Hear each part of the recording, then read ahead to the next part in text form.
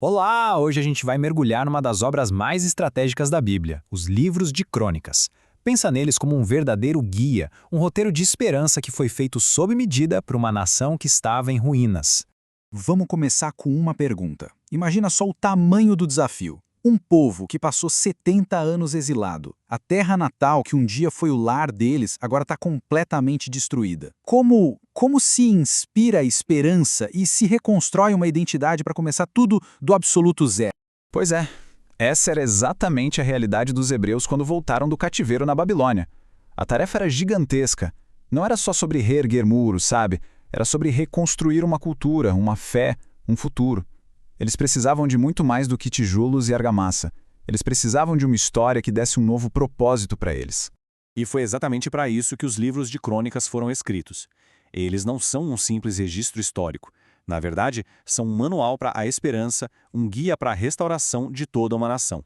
E o que é super interessante são os próprios nomes do livro. Em hebraico, é Divrei Hayamim, que significa algo como os eventos dos tempos. Já na tradução grega, o título é Paralipômena, ou seja, as coisas omitidas. Isso já dá uma pista fundamental. O autor está recontando a história de propósito, preenchendo algumas lacunas e focando naquilo que outras narrativas, como as dos livros de Samuel e Reis, tinham deixado de fora.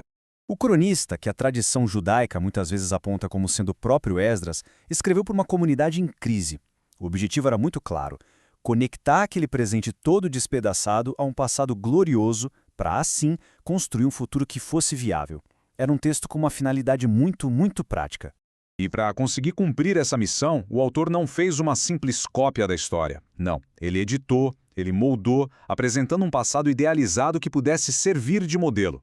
A abordagem do cronista fica nítida quando a gente compara a obra dele com os livros de Samuel e Reis.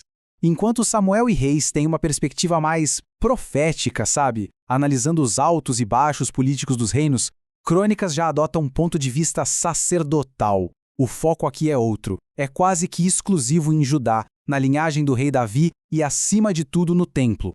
E olha que curioso, os grandes pecados de Davi e Salomão são taticamente omitidos. Mas por que essa edição toda? Bom, o cronista queria apresentar Davi e Salomão não só como figuras históricas, mas como modelo do líder ideal, aquele cujo foco era a adoração correta a Deus. Ao deixar de fora os erros mais graves, o recado era poderoso. A liderança não era sobre a perfeição da pessoa, mas sobre a dedicação dela ao templo. Isso colocava o templo como o coração da nação e, de quebra, legitimava a liderança dos sacerdotes na nova comunidade. Não era sobre esconder a verdade, mas sobre destacar a verdade que mais importava naquele momento específico. Então, ao idealizar o passado, Crônicas oferecia não só inspiração, mas também um roteiro bem claro e prático para reconstruir o futuro.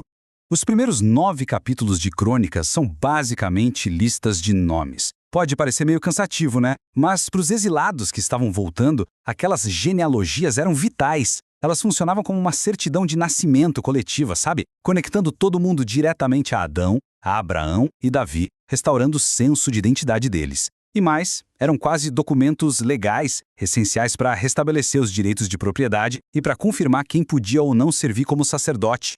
A estrutura do livro é uma verdadeira obra de arte teológica. Começa com as genealogias para estabelecer a identidade. Depois dedica um espaço enorme a Davi não como guerreiro, mas como o planejador do templo. Em seguida, vem Salomão, o construtor do templo. E, por fim, narra a história dos reis de Judá, sempre avaliando cada um pela sua fidelidade ao templo. Terminando não com desespero, mas com o decreto de Ciro para a reconstrução. É uma jornada completa, da identidade à esperança. Certo. Então, qual é a mensagem central que a gente pode tirar dessa recontagem da história que foi tão poderosa e tão intencional? A mensagem para aquela comunidade era bem direta. Primeiro, existe esperança. A história não acabou no exílio. Segundo, a história de Israel mostra um padrão de causa e consequência. Obediência e adoração fiel a Deus trazem bênçãos, mas a desobediência leva ao desastre. Portanto, o caminho para um bom futuro passava necessariamente pela restauração da adoração correta, com o templo no centro de tudo. Essa citação resume de forma perfeita o impacto de Crônicas que dura até hoje. A obra não era só para os hebreus do século V a.C. Ela serve como um lembrete atemporal do poder que uma comunidade tem quando se une em torno de um propósito maior, inspirada por uma visão do seu passado para poder moldar o seu futuro. Isso tudo nos deixa com uma pergunta para a gente refletir. Os livros de crônicas mostram que a história não é só um registro do que aconteceu. Ela é uma ferramenta poderosíssima para definir quem a gente é e para onde a gente vai. A questão que fica é: quais histórias estamos escolhendo contar hoje?